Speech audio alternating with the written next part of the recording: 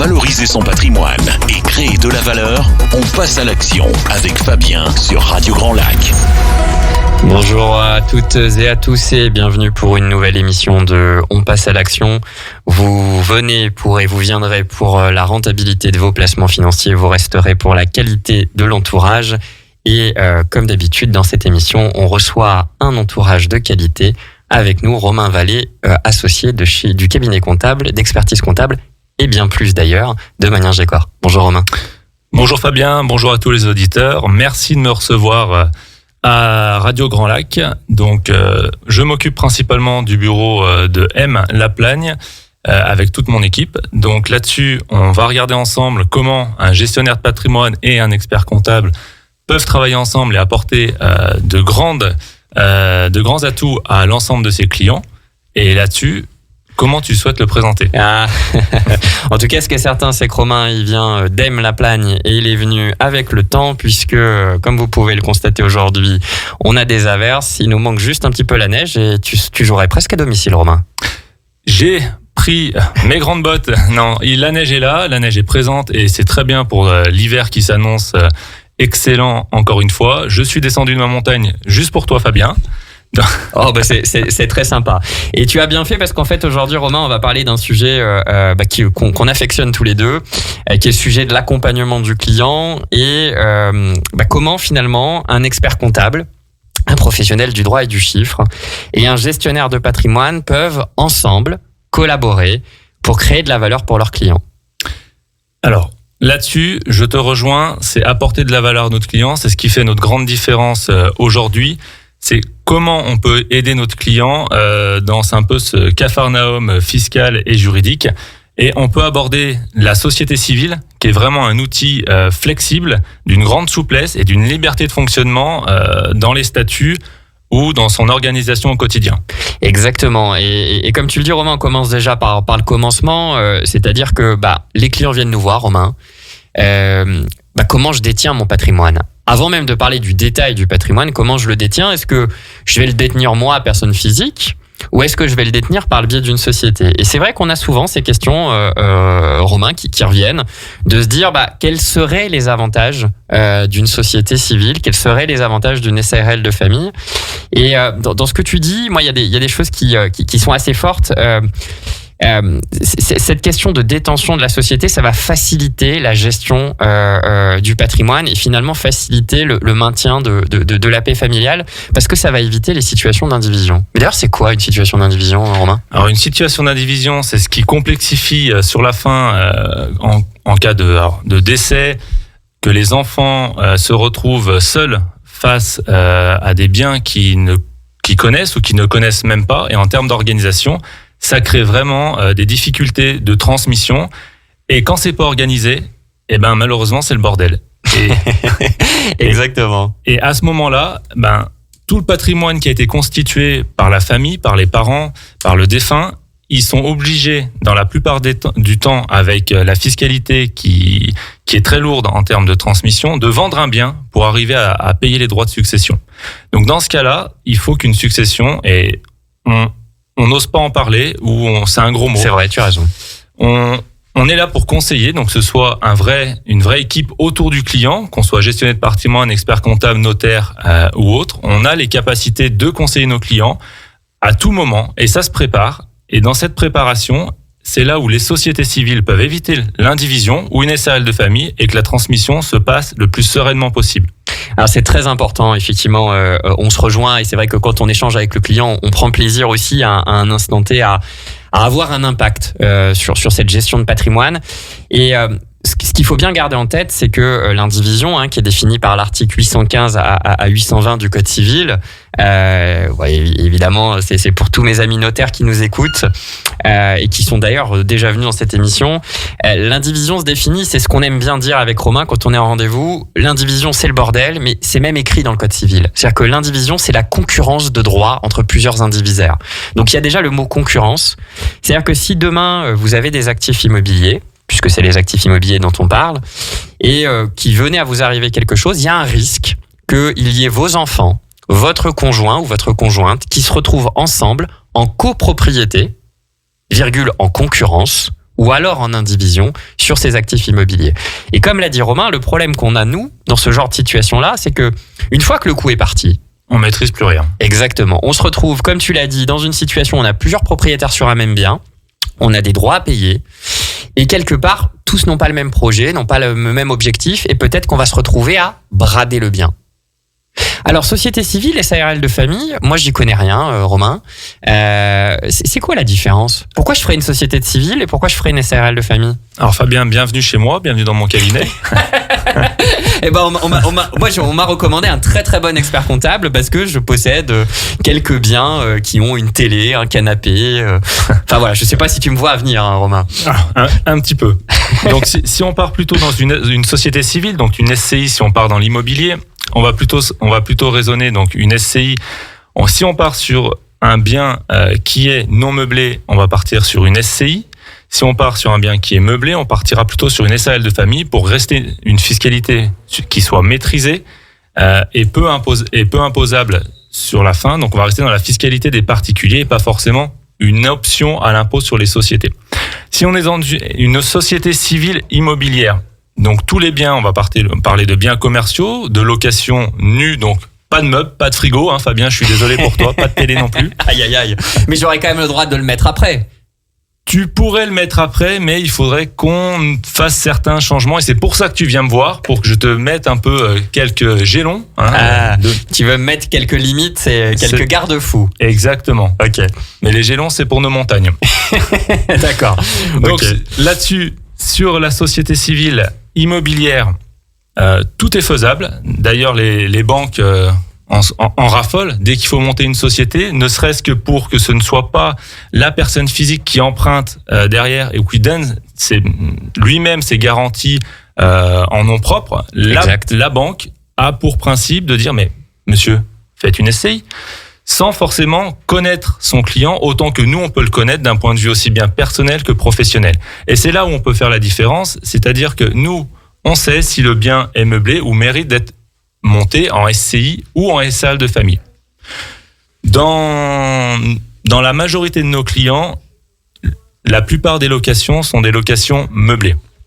Sur ces d'autant plus dans ton secteur, puisque la montagne, les montagnes dont tu descends, il n'y a que les montagnes qui se rencontrent jamais, un Grenoblois et quelqu'un d'Aime. C'était logique qu'on fasse cette émission ensemble. Effectivement, dans ta région, il y a du meublé et tu vas nous expliquer pourquoi, parce que pas mal de locations saisonnières.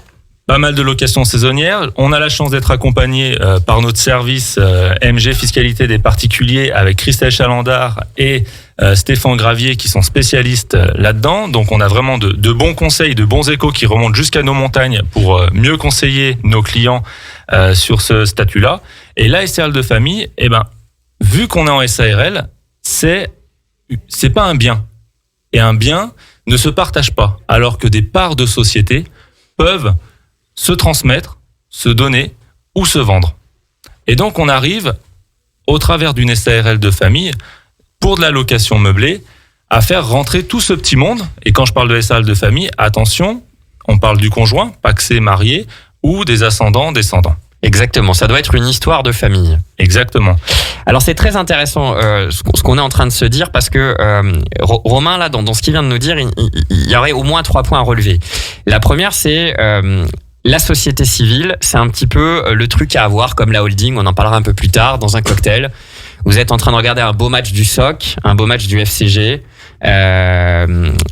au Stade des Alpes, et au détour d'un cocktail et d'une coupe de champagne, vous dites que vous avez une société civile et une holding, c'est super. Et comme l'a dit Romain, ce qui est important, c'est de prendre un pas en arrière et de se dire, ok, est-ce que cette société civile, c'est une bonne chose? Est-ce qu'une SARL de famille, c'est une bonne chose? Et effectivement, on en revient à la qualité de l'actif qui est derrière. Est-ce que c'est du meublé, du non meublé? Ça, c'est le premier point que Romain nous dit et qui est très important. Prenons du recul. Ce qui est bon pour vous n'est pas peut-être bon pour votre voisin. Le deuxième point, c'est la différence entre le meublé et le non meublé. On s'est taquiné à l'instant à l'antenne avec Romain. C'est pas du tout notre habitude en plus. Parce que, évidemment, il y a certains biens qui nécessitent d'être meublés, c'est-à-dire d'être fournis, parce que vous allez vous adresser en tant que propriétaire d'un bien locatif à une population qui va en raffoler. Vous êtes en station, aux Arcs, dans une station de très bonne qualité, qui est d'ailleurs la station de mon enfance. Et évidemment, si vous allez louer ça à des Parisiens ou à des Grenoblois. Ah non, les Grenoblois, nous, on vient pour une journée, nous. Non, mais éventuellement des Grenoblois, eh ben, ils vont vouloir un certain confort, une certaine qualité, ils vont vouloir un frigo, une télé, un canapé. Toutes ces choses importantes. Et donc, évidemment, vous êtes dans une location qui va plutôt être meublée. Et donc là, vous allez avoir l'avantage fiscal de pouvoir, pour l'instant, déduire de votre loyer reçu et imposable l'usure du bien, c'est-à-dire l'amortissement en tout cas d'une partie de la valeur du bien. Donc ça, c'est un bon point. Et forcément, il faut faire une SARL de famille parce que derrière, il y a des intérêts fiscaux et également en cas de revente. Puisque d'ailleurs, petit point que tu as dit, qui était dans mon deuxième point et qui semble important, pour que les clients, pour les clients, mais aussi pour que nos auditeurs comprennent bien et auditrices, demain, moi, j'ai un actif immobilier qui est détenu dans une société civile à l'IS. Et j'ai un actif qui est détenu dans une SARL de famille à l'IR. J'ai un riche russe et saoudien qui veut me racheter mon bien. D'un point de vue fiscal, en termes de plus-value, c'est quoi la différence en fait ? Est-ce que c'est plus intéressant de vendre un bien à valeur équivalente, de vendre un bien dans une société civile à l'IS ou plutôt dans une SARL de famille à l'IR ? Dans un cas, tu vas pleurer. Dans l'autre, tu vas rigoler. D'accord. Ouais, c'est bien résumé. Mais tout dépend derrière de ce que tu veux faire de cet argent, mais principalement la différence entre une SCI à l'IS et une SRL de famille qui restera à l'IR volontairement à prix de vente équivalent, comme tu l'as dit. La SCI à l'IS va pouvoir contrairement à la SCI à l'IR, avoir un amortissement, donc une quote-part de la valeur du bien qu'on va pouvoir déduire. Donc, ce qui va neutraliser l'usure du bien, finalement. L'usure du bien, ce qui va neutraliser la fiscalité, va venir compenser les loyers encaissés. Par contre, dans cette SCI à l'IS, quand tu vas vouloir revendre, mon petit Fabien, tu vas te dire... Je suis pas petit quand même. Non. Oui, bien sûr, je t'en prie. Mais tu vas pouvoir, du coup, à la revente, tous les amortissements dont tu as bénéficié, qui t'ont fait économiser de l'impôt pendant un certain temps, 10 ans, 15 ans, 20 ans, selon la durée du prêt. D'ailleurs, il faudra que tu nous dises comment tu finances tout ça avec ton saoudien et ton russe. Mais en cash pur. C'est une bonne remarque. En cash pur, la question c'est est-ce qu'une banque va accepter de recevoir les fonds ? Mais fermons parenthèse, je vois qu'on est d'humeur très taquine aujourd'hui. Merci d'être venu, Romain. On te réinvitera. Revenons à ça. Mais du coup... tous les amortissements qui ont permis à un instant T d'économiser pendant 10 ans, 15 ans l'impôt sur les sociétés de ma SCI à l'IS, au moment de la revente, malheureusement, ils vont être réimpactés ou réintroduits au prix de vente. Ce qui fait qu'un bien qui vaut 100, que j'amortis pendant 20 ans et que je revends au bout de 20 ans, et que je le revends 100 au bout de 20 ans, la plus-value, normalement, elle est censée être à 0. Sauf que vu que je suis dans une SCI à l'IS et que j'ai amorti, ma plus-value, elle est de 100. Les amortissements sont pour que tout le monde suive bien. Donc j'achète un bien qui vaut 100, je l'amortis, tu l'as dit sur 20 ans, hein. Oui. Pas, mais tu l'amortis sur 20 ans, donc ça veut dire que sur 20 ans, chaque année, je peux déduire 5 de charges comptables non décaissées. Je le revends 100 dans 20 ans. Donc du coup, j'ai une valeur de vente qui est de 100, moins normalement un prix d'achat de 100. Mais comme je dois payer, je me fais rattraper sur mes 20 années d'amortissement, 20 x 5 égale 100. C'est ça. Ça fait beaucoup d'histoires de 100 quand même. Et dessus, on supporte la fiscalité. Et qui plus est, attention, l'argent n'est toujours pas à nous, il appartient à la société. Alors, point très important, on va s'attarder 2 minutes dessus. Puis dans cette société civile à l'IS, je vais payer entre 15 et 25% d'IS. Tout à fait. Donc, c'est-à-dire que potentiellement, sur des sommes et des jolis chalets ou des jolis appartements à la Plagne, je peux me retrouver à payer 25% d'IS. Donc, sur 100, ça fait un peu de bruit. Oui.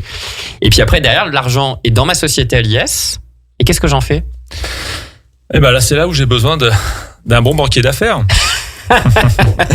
Non, deux poids, deux mesures. Soit j'ai un projet derrière et je peux le réinvestir, ce qui m'évite de supporter une autre fiscalité. Et c'est là où on a besoin d'un bon banquier d'affaires, banquier privé, pour éventuellement aller soit investir sur d'autres types d'actifs financiers, soit éventuellement réorienter vers des partenaires. On pense à Romain Troisvallée de RD Imo qu'on salue, ou les équipes de Magnien Gécor également. Donc là-dessus, soit on prend l'argent, mais si on prend l'argent, aïe, on reprend je vais avoir mal, c'est ça. On reprend une fiscalité de 30%. Donc ça veut dire que mon bien, j'ai déjà payé 25 de fiscalité, il m'en reste 75, et sur ces 75, je repaye encore 30. Exactement. Alors 30 qui est un peu ce qu'on appelle la flat tax, le PFU, avec une CSG fixe. Ça, c'est pas un vocabulaire de tes montagnes, ça, la flat tax. Rien du tout. Ça n'existe pas là-haut. C'est ce qui me semblait. En tout cas, oui, ça fait donc double peine finalement. Exactement. Ok, non, c'est très clair. Donc ça, c'était le deuxième point que tu nous as expliqué. Je t'ai coupé la parole, non? Et le troisième point que tu nous as dit qui était très intéressant, qui était la question justement de ce maintien de la paix familiale.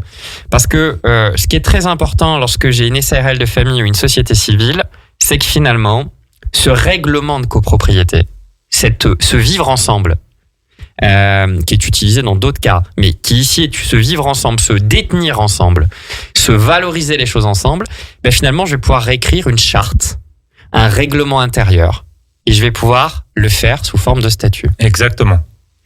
Et ce statut, je peux le faire par un expert comptable.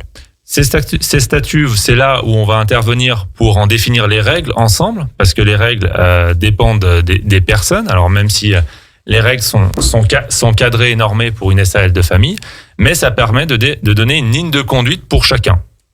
Exactement. Et là, on revient à une question d'indivision qui est décisive, c'est que dans une indivision, on pourrait, parce qu'il y a nos amis notaires qui nous écoutent, Laurent Reynaud, Maître Villerme, qui nous écoutent. Donc, évidemment, on peut faire une convention, Ludovic, de son prénom, on peut faire une convention d'indivision qui est valable pendant 5 ans. C'est-à-dire que vous pourriez techniquement acheter un bien avec Jean-Pierre, qui me regarde. On va acquérir un super duplex à Aix-les-Bains et on va l'acheter en indivision. Et donc avec Jean-Pierre, on va signer une convention d'indivision. Alors, il y a des chances qu'on signe pas chez Laurent Reynaud ni chez Ludovic. Vous en conclurez ce que vous voulez. Mais on va le signer devant un notaire, connu et très compétent, qui nous ferait une convention d'indivision, mais qui serait valable que pendant 5 ans. Sauf que l'amour dure 7 ans. Donc potentiellement, qu'est-ce qui se passerait au-delà de ces 5 ans si, pour une raison X ou Y, il venait à y avoir tension? Et l'avantage d'une société civile ou d'une SARL de famille, c'est qu'elle est valable 99 ans. On a un peu de marge. Exactement. Et dans ces statuts, comme tu l'as dit, on va pouvoir définir les conditions de vie, les conditions du vivre ensemble, et ça va être des choses, évidemment, c'est pas exhaustif, mais très simple.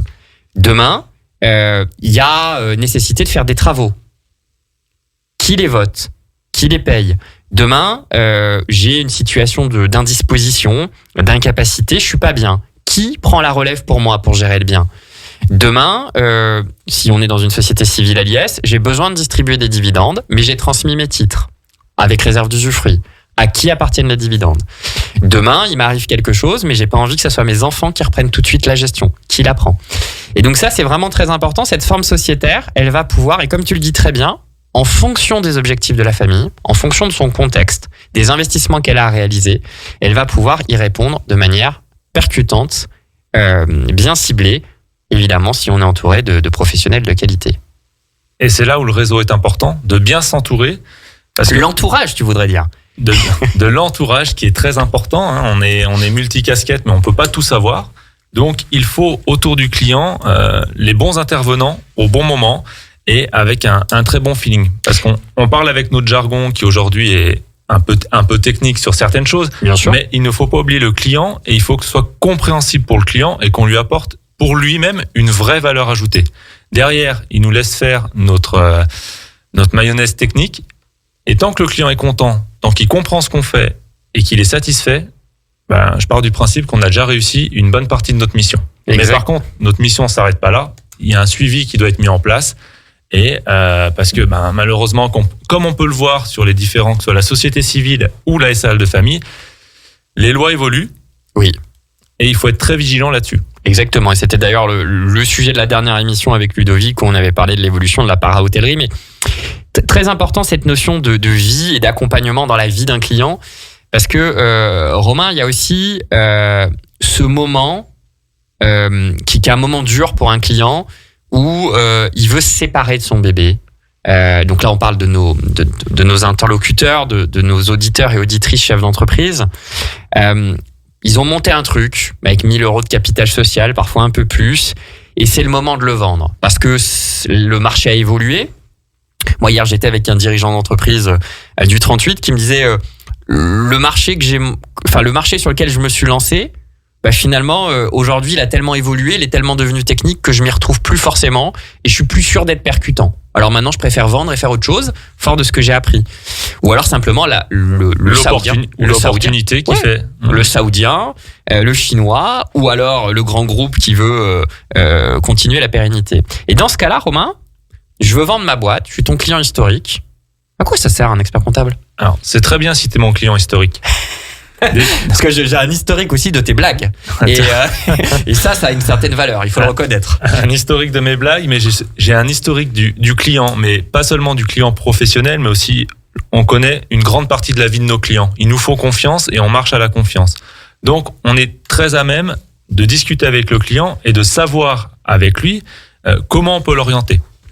Et c'est là-dessus qu'on aura besoin, nous, par la suite, suite au conseil qu'on va prodiguer, de dire on a besoin de tel interlocuteur, on a besoin d'un Fabien, on a besoin d'un Quentin, et ainsi de suite, et ainsi de suite. Donc, Quentin Magnin-Boucaud d'Armand et Chat associés, qu'on salue, puisque les auditeurs et auditrices ne le connaissent pas tous. Exactement. Ils ne savent pas ce qui manque, mais ils ne le connaissent pas tous. Mais pour une prochaine. Pourquoi pas, le rendez-vous est pris. Quentin, si tu nous écoutes, on vient de te passer la balle en direct de Radio Grand Lac. Je te laisse continuer. Ne m'en veux pas. Et du coup, derrière, c'est là où on va intervenir pour discuter avec le client, dire pourquoi il veut vendre son entreprise, dans un premier temps. Bien sûr.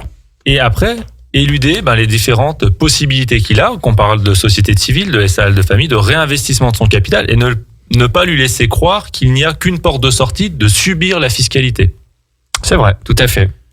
Tout à fait. Et c'est vrai que le rôle qui est décisif d'un expert comptable dans ce genre de dossier, c'est la connaissance des chiffres. C'est, comme tu l'as dit, l'historique de la manière dont le chiffre s'est fait, dans les livres ont été tenus.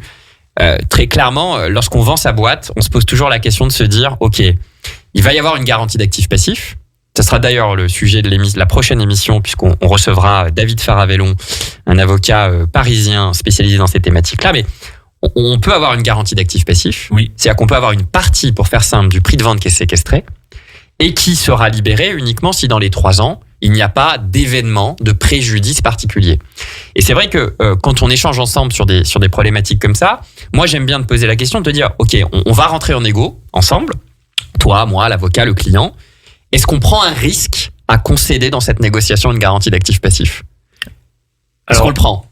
Voilà. Et c'est là où on échange tous les deux et tu me dis, écoute, en termes de provision, on a peut-être été parfois un tout petit peu optimiste ou au contraire, on peut y aller tranquillement.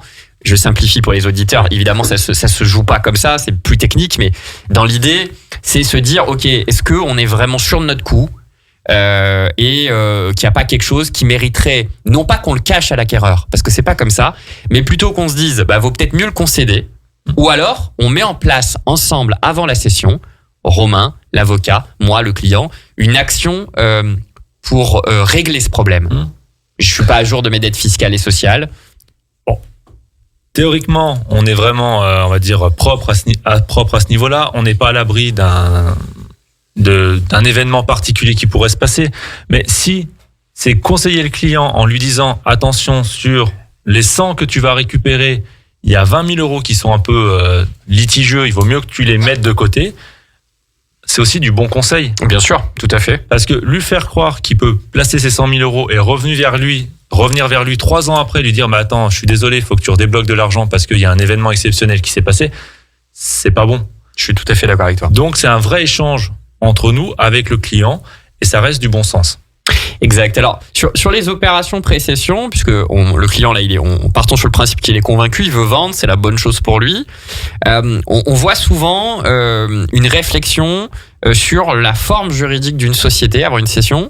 Et pourquoi on vend plutôt des titres de SAS, Société par Action Simplifiée, plutôt que des titres de SARL ou même des fonds de commerce? Qu'est-ce que ça a comme impact, Romain, en fait, ce changement de forme juridique ou ce choix de vendre un fonds des titres de société plutôt qu'un fonds de commerce? Alors, si tu veux, pour moi, il y a 2 impacts. Si je vends un fonds de commerce, principalement, l'acquéreur supportera des droits d'enregistrement à hauteur de 3%. Donc, c'est un coût d'acquisition selon les montants, et on peut parler des fois presque aux millions d'euros, Bien sûr. qui sont très importants. Bien sûr. Un très bon restaurant aujourd'hui à Tignes, à Courchevel ou autre peut effectivement être dans des millions d'euros. Et si vous vendez le compte de commerce, ça fait tout de suite des sommes assez sympas. Ouais. Assez extravagantes. Par contre, si je rachète un fonds de commerce, je ne rachète pas d'historique de société. Donc Exact. c'est vrai que de ce côté-là, Donc pas de garantie pas d'actifs de garantie passifs, d'actifs pas les dettes passifs. fiscales et sociales. Je repars à zéro avec mon entreprise et le financement de mon fonds de commerce où j'aurai besoin de toi. Toujours disponible. Bah. Donc ça, c'est un premier point. C'est C'est qu'effectivement, je vais à un instant T racheter mon fonds de... si je rachète un fonds de commerce, je rachète pas le passé et le secrétariat juridique, tendancieux parfois, pas toujours irréprochable souvent, mais en tout cas, je rachète pas un risque potentiel. C'est là où notre conseil au client est très important. Si lui a en tête de racheter des parts et on lui dit mais attention, la société telle qu'on le voit nous, tu prends des risques. Exactement. Et c'est là où on aura notre qualité de conseil pour soit acheter des parts, soit acheter un fonds de commerce. Mais si on dit l'achat de parts est opportun, mais attention, la société que tu rachètes est en SARL et il y a quand même 3% de droits d'enregistrement, selon le statut social du dirigeant qui pourra évoluer aussi, on lui dit il faut que cette société, avant que tu rachètes, soit transformée en SAS. Et là, il y a une économie qui est considérable, surtout avec une bonne maîtrise du BFR, du besoin en fonds de roulement. C'est de cette transformation en SAS revient du coup à transformer ces 3% de droits d'enregistrement en 0,1%. Donc quasiment rien, sachant que, étant entendu que les droits d'enregistrement sont à s'acquitter par l'acquéreur, et donc moins l'acquéreur a à payer pour acheter nos titres, et plus potentiellement c'est de l'argent qui peut nous revenir à nous, et c'est aussi une manière de négocier avec l'acquéreur, puisque transformer de SARL à SAS, quelque part c'est lui rendre service. Exactement. Et là, pour la transformation de SARL en SAS, on n'hésitera pas à faire appel à un commissaire à la transformation, qui a aussi la particularité d'être un expert comptable. On a un peu la double casquette. Alors, on pourra pas faire... Vous êtes partout, en fait, les experts comptables. Hein. On est dans tous les bons plans.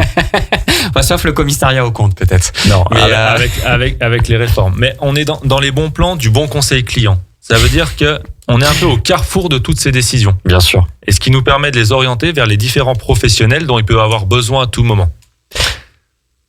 Exactement. Alors, en parlant de bons professionnels, la question qui se pose souvent,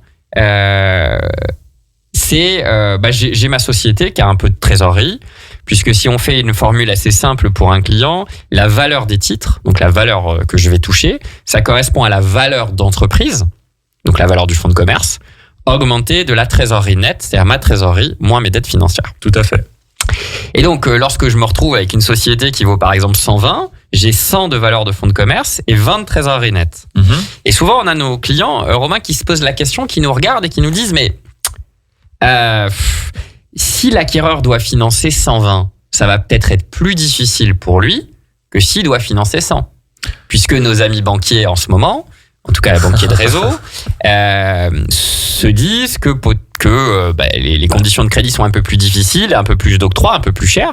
Donc un raisonnement entre guillemets de premier niveau, qui est tout à fait légitime, serait de dire 100, c'est moins cher en crédit petit a, c'est moins de ressources monopolisées pour la banque de réseau, et c'est une annuité de crédit moins élevée pour mon client, tout à fait, acquéreur.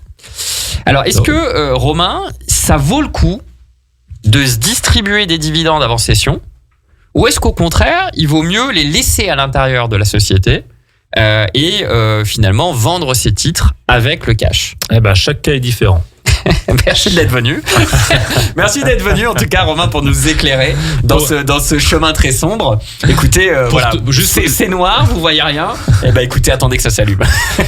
On met la lumière, mais juste pour toi, Fabien. D'accord, alors mettez la lumière. Et non pas éteins la lumière, montre-moi ton côté sombre. Allez-y, on vous écoute. Il est clair que la banque aura plus de facilité à financer une entreprise qui, du coup, coûte moins cher, parce qu'elle a trop de trésorerie. Une société qui a trop de trésorerie ne se financera pas ou difficilement. Du coup, on peut avoir recours aux distributions de dividendes, mais tout en supportant, encore une fois, cette flat tax de 30%. Exactement. A contrario, on peut aussi trouver un accord avec la banque. Si notre apport est un peu faible pour une acquisition assez importante, se servir de cette trésorerie. Et là, on passera au travers d'une holding. Et ça nous servira, on rachète une partie de la trésorerie et elle va nous servir de dividende qu'on fera remonter comme un apport pour le rachat complet des parts de la société. En fait, on va se servir d'une partie de cette trésorerie comme un apport personnel. Exactement. Alors ça peut être une option et c'est effectivement quelque chose à considérer. D'un point de vue banquier privé, je vais vous donner mon avis parce que c'est souvent un cas que mes amis banquiers d'affaires, Romain Munier, Rami Assoun qui sont venus là et puis on en acquérera d'autres. Et puis également les équipes de Magnien Gécor qui d'ailleurs travaillent sur un client vendredi, on les salue, me posent. Qu'est-ce que ça a comme impact ? Parce que en fait, si vous voulez, la question qui est derrière, c'est souvent un premier niveau qui est de dire bon, mon banquier d'affaires, il me prend 5% de la valeur des titres. Bon, donc plus je vais diminuer la valeur de mes titres, moins je vais payer de commission. Bon, c'est un premier raisonnement, ça s'entend. Sauf qu'en fait, derrière cette histoire-là, il y a une histoire de fiscalité. Il y a un point qui est important. Il y a 2 points qui sont importants avant de répondre à cette question. Le premier, c'est que lorsque je perçois en France sur une année fiscale, c'est-à-dire du 1er janvier 2024 au 31 décembre 2024, lorsque je perçois des revenus financiers ou des plus-values d'actifs financiers, je dois faire un choix. Et ce choix, c'est soit la flat tax, 30%, soit c'est le barème de l'impôt sur le revenu. Tout à fait. C'est-à-dire 45% avec un abattement, plus 17,2%, arrondissons à peu près à une cinquantaine de pourcents. Et donc le sujet, c'est que si je me distribue entre le 1er janvier 2024 et le 31 2024, avant la cession des dividendes, je risque, et je vais opter plutôt pour la flat tax à 30%. Alors j'opte pas, c'est par défaut, mais les auditeurs et auditrices me comprendront. Sauf que si, quelques mois plus tard, je vends les titres de ma société, eh ben peut-être que j'aurais pu non pas bénéficier de la flat tax, mais opter pour le barème de l'impôt sur le revenu, avoir un régime de faveur et être imposé sur 100 à une fiscalité qui n'aurait pas été de 30, mais qui aurait été bien moins élevée. Parce qu'en fait, le sujet qu'il y a aujourd'hui, lorsque je distribue de la trésorerie, c'est qu'on n'intègre pas que le dividende va être taxé à un taux. Tout sera taxé. Tout sera taxé, exactement. Et que ma valeur de titre peut être taxée, elle, à un régime de faveur, mais qui n'est éligible que au barème de l'impôt sur le revenu. Selon la durée de détention. Exactement. Et donc, je peux me retrouver finalement à distribuer des dividendes et payer 30%, plus ou plus, si affinité, alors qu'en réalité, si j'avais gardé mes dividendes à l'intérieur, ben, j'aurais peut-être été fiscalisé à 25, 23%. À moins que 30%, avec un barème progressif différent, c'est-à-dire inférieur à 12,8% par rapport à la flat tax. Plus évidemment des crédits d'impôt potentiels avec la contribution sociale déductible généralisée qui peut s'imputer en 2025. Mais l'idée n'étant pas d'être ultra technique, c'est juste de retenir, voilà, posons-nous les bonnes questions. Au moment de céder sa boîte, finalement, il y a des questions qui peuvent paraître très simples. Ouais, mais je vais économiser 5% sur la commission de mon apporteur d'affaires. Bon, d'accord, pourquoi pas. Mais derrière, je vais peut-être perdre beaucoup plus. Oui, il faut pas voir en fait à première vue le gain fiscal ou le gain de commission qu'on va avoir. Il faut vraiment voir plus loin sur le long terme. Exactement, tout à fait. Et là, si vous prenez un exemple, on peut peut-être d'un côté gagner 5%, mais on perd peut-être 10 ou 15% par ce mauvais choix-là. Oui. On va conclure sur un sujet, cette émission qui est important, que tu as déjà commencé à nous expliquer. C'est cette tendance, pareil, naturelle, à ce que avant une cession d'entreprise, alors t'en as parlé, avec un angle différent, avant une cession d'entreprise, finalement, je me retrouve à faire un apport des titres de ma société à une holding parce que je veux pas payer ces 30%, je veux pas payer ce régime de faveur, même si je l'ai jamais étudié. Pourquoi on fait un apport d'une société, alors hormis ce que tu as expliqué sur la remontée de trésorerie et le fait que ça soit considéré comme un fonds propre d'un point de vue d'une banque, mais qu'est-ce que ça sert, à quoi ça sert finalement d'apporter ces titres de ma société que je vais vendre à une holding? Alors, je te rejoins, Fabien. Personne ne veut payer. Personne ne voudra payer demain. Exactement. Exactement. Personne ne voudra payer. Mais on finit toujours par être rattrapé par la patrouille. Exactement. Alors, de ce point de vue-là, je vais faire un peu comme toi, citer un petit article qui est le 150 OBTR. Oh, décidément, du Code général des impôts. Qui derrière me permet, si j'apporte mes titres à une holding, d'exonérer ma plus-value à condition que j'en réinvestisse au moins 60% dans les 2 ans au travers de ma holding. Holding qui est un vrai outil patrimonial, au même titre que la SC ou que la SRL de famille qu'on a évoqué tout à l'heure, mais avec un objet plus large. C'est là-dessus que Fabien peut nous aider dans ce réinvestissement des 60%, qui là doit être réinvesti dans une activité commerciale, artisanale ou industrielle et pas immobilière. Et c'est là où Fabien, on a besoin de toi.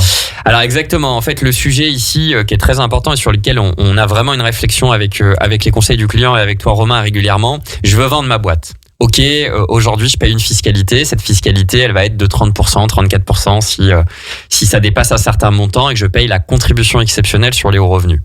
Ça c'est un fait, d'accord. Bon, mes premiers points qu'on dit à nos clients avec Romain, c'est attention, cette fiscalité elle vous paraît lourde, elle vous paraît dure et moi aussi j'aime pas payer. Mais elle a été historiquement bien plus élevée. Alors, est-ce qu'il vaut pas mieux payer tout de suite une imposition à 34% plutôt que reculer plus tard avec le schéma de la holding, dont je vais vous donner quelques éléments complémentaires à Romain, et finalement payer 50-55%. Parce que le problème du schéma de l'apport de société d'exploitation à la holding, et ça m'a occupé toute ma soirée, une partie de ma matinée, en tout cas tard ma soirée hier soir, c'est j'apporte les titres de ma société d'exploitation à ma holding. Parfait. Je n'ai pas d'imposition, puisque j'ai un report d'imposition, et soit je vends dans les 3 ans de l'apport, et j'ai, comme tu viens de le dire, une contrainte de réinvestissement, soit je le fais un petit peu plus tard, et je n'ai pas de contrainte de réinvestissement. Mais dans les deux cas, je me retrouve avec du cash encapsulé, enfermé dans une société à l'IS. Et le jour où je vais avoir envie d'en sortir, pour acheter une maison à Jean-Pierre, pour faire un projet professionnel avec Jean-Pierre, ou simplement pour acheter quelque chose de sympa ou faire un investissement cool, et ben je vais subir la fiscalité du moment, qui est la fiscalité de sortie de cash de la holding vers la personne physique. Et si c'est supérieur à 34%, ben finalement, je crois que j'aurais gagné. Au moment T, je croyais que j'avais gagné, mais c'était finalement qu'une victoire à la Pyrrhus. Exact, c'est ça. Donc on ne peut pas anticiper la fiscalité. Là-dessus, c'est important de le dire, Fabien, hein, ne pas avoir la fiscalité à court terme et bien se dire mais comment je vais ressortir plus tard, parce que le gain immédiat peut paraître intéressant, mais tout dépend de la personne et surtout tout dépend de ses besoins futurs. Et du projet, tout à fait. Le projet est au cœur, le client est au cœur. C'est un projet client finalement. Ça reste un projet client qui est évolutif et qu'il faut pouvoir rebondir à chaque instant, à chaque moment, en fonction de l'évolution des projets du client, comme on l'a dit, mais aussi de la fiscalité et de tout ce qui l'entoure. Exactement. Et ce qui est très important dans ce schéma-là, et c'est pour ça que ensemble, avec les conseils du client, avec Romain, quand on fait des rendez-vous, lorsqu'il y a ce schéma sur la table, la question qu'on pose, c'est est-ce que vous avez déjà une idée d'un projet de réinvestissement? C'est-à-dire, est-ce que vous, derrière, vous avez cette ambition-là de reprendre le garage de votre père, de reprendre une société avec un ami? Est-ce que vous êtes déjà projeté ailleurs? Parce que si vous l'avez pas fait, le risque, c'est de vous retrouver quelques mois avant la fin du report d'imposition, ces fameux délais de 2 ans, avec l'obligation de réinvestir. Et bien évidemment, comme Romain, tu le signales, si vous êtes accompagné par un très bon gestionnaire de patrimoine ou un bon banquier privé, il existe des solutions packagées, mais ces solutions packagées, elles doivent répondre à ce que vous vouliez faire. Parce que derrière, c'est des durées de détention de 5 ans ou plus, c'est de l'argent qui potentiellement est immobilisé, et c'est peut-être pas ce que vous vouliez faire au départ. Exactement. Et comme tu l'as dit Fabien, 30% aujourd'hui, c'est compliqué et c'est dur de le payer, mais c'est pas cher. Exactement. En tout cas, tout est une question d'alternative. En tout cas, merci beaucoup Romain pour cet échange. Merci d'être descendu de tes montagnes. J'entends les cerfs de ton traîneau dehors Radio Grand Lac qui hurlent. Où tu es le bienvenu. Hein. Avec plaisir. J'y suis déjà d'ailleurs dans tes équipes. J'y serai lundi à Bourg-Saint-Maurice. Merci beaucoup pour cet échange. Merci d'être venu nous voir et d'avoir partagé ton expérience et nos rendez-vous clients en commun. Romain, le mot de la fin pour les auditeurs. Le mot de la fin, si on peut le dire comme ça, c'est qu'une société peut en cacher une autre. Il faut pas avoir en tête la SCI, la SAL de famille, la holding. Il faut prendre conseil. Le bon conseil n'a pas de prix. Ne pas te prendre conseil ou un mauvais conseil peut coûter très cher. Donc venez nous voir s'il y a besoin. Exactement. En tout cas, à tous les auditrices et auditeurs, il est aussi agréable, aussi sympa et aussi percutant en rendez-vous qu'il l'est à la radio. Merci encore pour ton échange. C'était Fabien Juron en direct de Radio Grand Lac. On vous souhaite un très très bon appétit et on vous dit à très vite. Au revoir. Retrouvez également votre radio préférée, Radio Grand Lac, sur radiograndlac.com et sur les réseaux sociaux. Radio Grand Lac, votre radio.